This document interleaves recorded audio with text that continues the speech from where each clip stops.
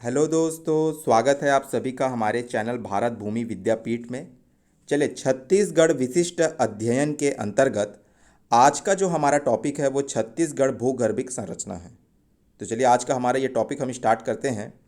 तो छत्तीसगढ़ प्रायद्वीपीय भारत का एक भाग है जो प्राचीन गोंडवाना लैंड का हिस्सा है। ये लाइन बहुत इंपॉर्टेंट है, इससे सवाल आ चुका है कि छत्तीसगढ़ किसका हिस्सा है। प्रायद्वीपीय भारत का हिस्सा है और प्राचीन गोंडवाना लैंड का हिस्सा। प्रदेश के उत्तरी एवं दक्षिणी भागों में आर्कियन सेल समूह का विस्तार है। याद रखिएगा, भूगर्भिक संरचना इसलिए यहाँ पे इंपॉर्टेंस है आर्कियस, क्योंकि छत्तीसगढ़ के अधिकांश लगभग 50% भाग पर आर्कियन सेल समूह पाया जाता है। अभी आगे हम देखेंगे भूगर्भिक संरचना का प्रभाव, जो इम्पैक्ट है वो यहाँ की भौगोलिक तत्व जैसे कि धरातलीय बनावट, ठीक है, कैसा बनावट है, उच्चावच ऊंचाई, पठार पर्वत, प्रवाह प्रणाली, खनिजों की उपलब्धता, कृषि प्रतिरूप, मानव निवास, यातायात इत्यादि पर जो इसका प्रभाव है स्पष्ट परिलक्षित होता है। कहने का मतलब है कि जो भूगर्भिक संरचना होता है उसका सीधा सीधा प्रभाव जो धरातली बनावट, उच्चावच, प्रवाह प्रणाली जो ड्रेनेज सिस्टम है, खनिजों की उपलब्धता, कृषि प्रतिरूप, मानव अधिवास, यातायात, इन सब पर जो है सीधा सीधा देखने को मिलता है। प्रदेश में निम्नलिखित सेल समूह पाए जाते हैं। सबसे पहला है आर्कियंस सेल समूह। इसको आद्य महाकल्पीय सेल समूह के नाम से भी जाना जाता है। सर्वाधिक प्राचीन सेल समूह है जो छत्तीसगढ़ में 50% से अधिक भूभाग पर पाई जाती है। ये अंतर्वेदी आग्नेय चट्टान है, अर्थात धरती में एकदम अंदर में है। ये लंबी अवधि की मौसमी क्षति के कारण ये कायांतरित हो जाती हैं। इसके अंतर्गत अवगीकृत क्रिस्टलीय नीस ग्रेनाइट चट्टानें पाई जाती हैं।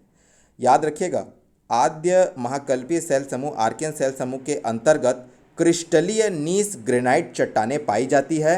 महानदी घाटी के सीमांत उच्च भूमि में इस समूह का विस्तार सर्वाधिक है। महानदी घाटी के सीमांत उच्च भूमि में जो किनारे किनारे जो सीमांत उच्च भूमि जो अपना पश्चिमी उच्च भूमि यानी कि मैकल रेंज, और पूर्वी उच्च भूमि मतलब ये जो वाला जो एरिया है रायपुर जो उच्च भूमि के अंतर्गत में आता है, उच्च भूमि में इस समूह का विस्तार सर्वाधिक है। वहीं दंडकारण्य का अधिकांश भाग इस चट्टानों से निर्मित है। दंडकारण्य का 75% भूभाग आद्य ग्रेनाइट तथा आद्य सैलों से निर्मित है।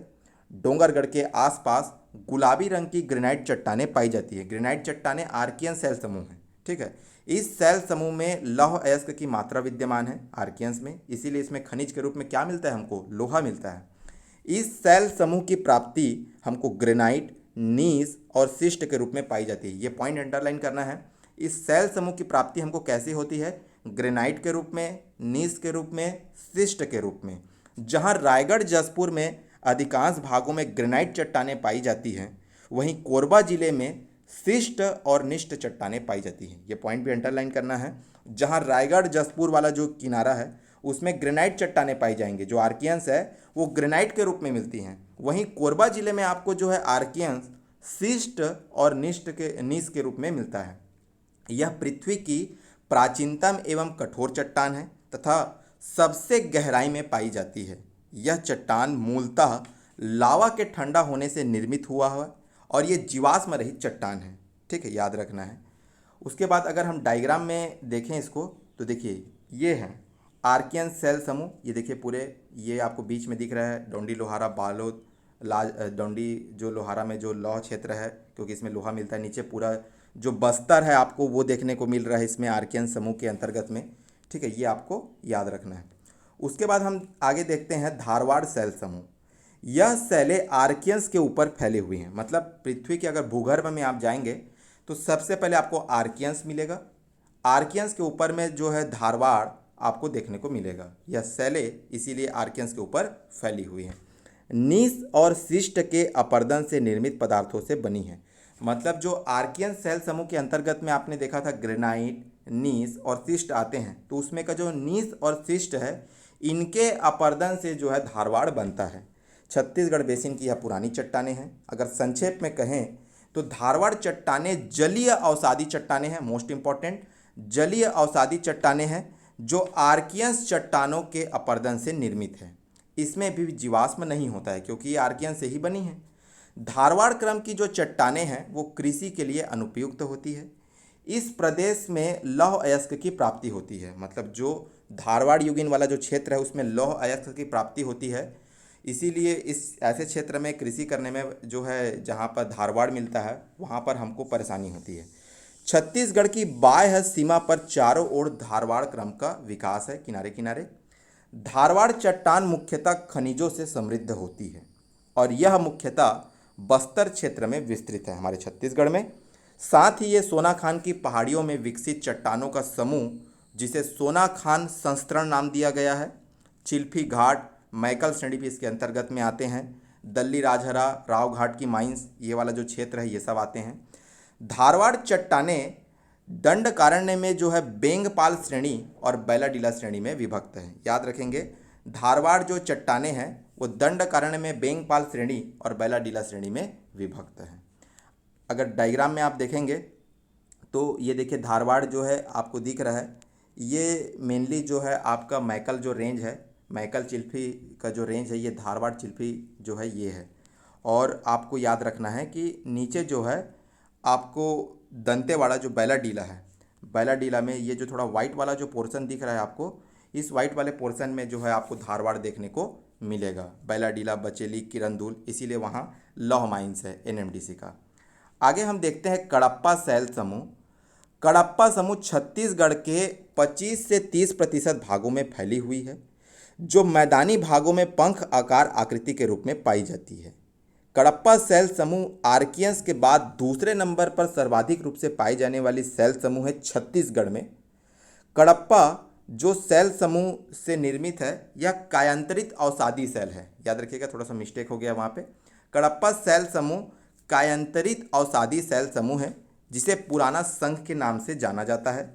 बलुआ पत्थर को कडप्पा सैल समूह का आधारित जो है मानते हैं, आधारित संस्तर मानते हैं कि इसी से जो है इस पर ये बना हुआ है बलुआ पत्थर से। ये इंपॉर्टेंट है, बलुआ पत्थर को ही कडप्पा का आधारीय संस्तर माना जाता है, याद रखिएगा।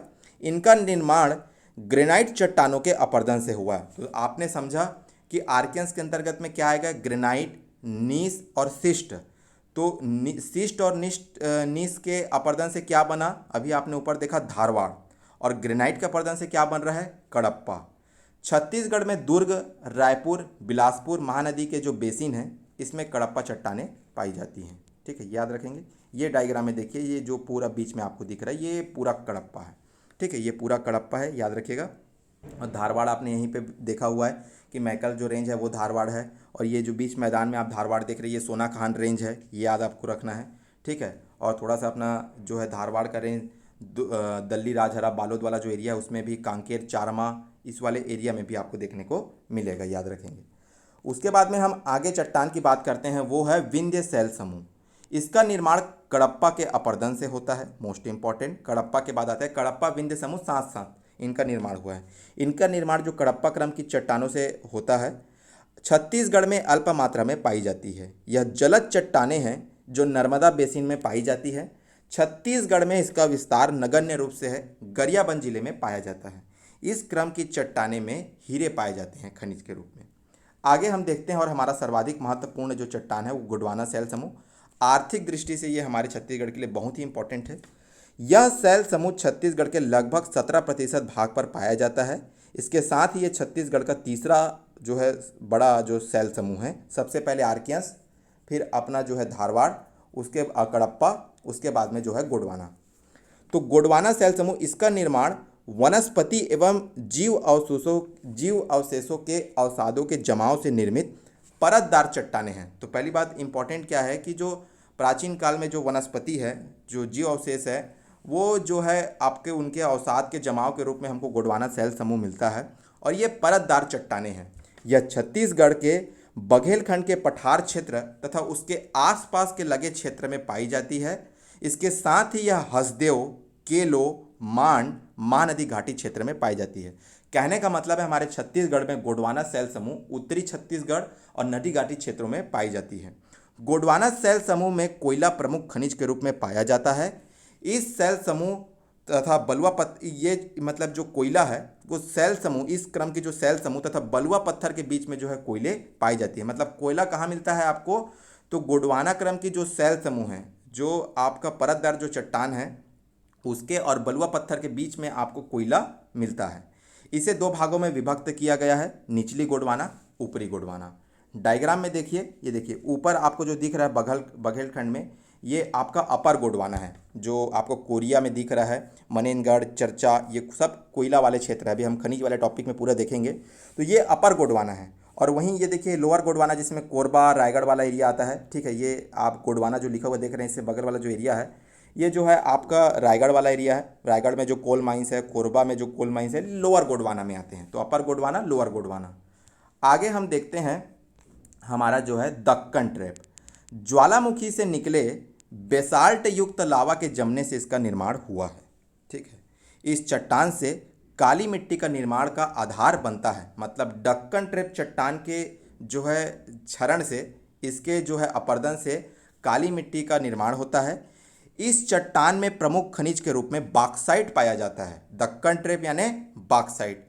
इसका विस्तार छत्तीसगढ़ के पाठ प्रदेशों यानी कि जसपुर, बलरामपुर और सरगुजा कोरबा में मुख्य रूप से पाया जाता है। इसके साथ ही ये कवर्धा, मुंगेली, बिलासपुर में भी पाया जाता है। ऊंचाई वाले क्षेत्रों में दक्कन ट्रैप जनरली मिलता है। याद रखना है, ज्वालामुखी से निकले बेसाल्ट युक्त लावा के जमने से इसका निर्माण हुआ है।